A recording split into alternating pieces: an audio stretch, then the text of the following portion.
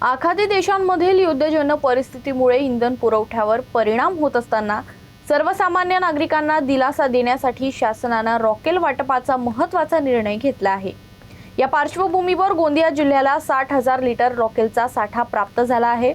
जिल्हा पुरवठा अधिकारी प्रकाश पाटील यांनी दिलेल्या माहितीनुसार येत्या 2 आठवड्यात गरजू नागरिकांना रॉकेलचे वितरण सुरू करण्यात येणार आहे। गोंदिया जिल्ह्यात रॉकेलची मागणी मोठ्या प्रमाणात असली तरी सध्या केवळ 60,000 लिटर साठा उपलब्ध झालाय। या पार्श्वभूमीवर प्रशासनानं नियोजनबद्ध पद्धतीने वितरण करण्याचा निर्णय घेतलाय।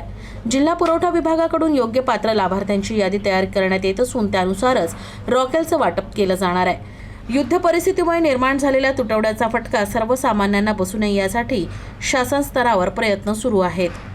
गोंदिया जिल्ह्याला 60,000 लिटर रॉकेल प्राप्त झालेलं आहे आणि ते जिल्हाधिकारी महोदयांनी सांगितले की गावासाठी ग्रामदक्षता समितीमध्ये त्याचे प्राधान्यक्रम ठरणार आहे।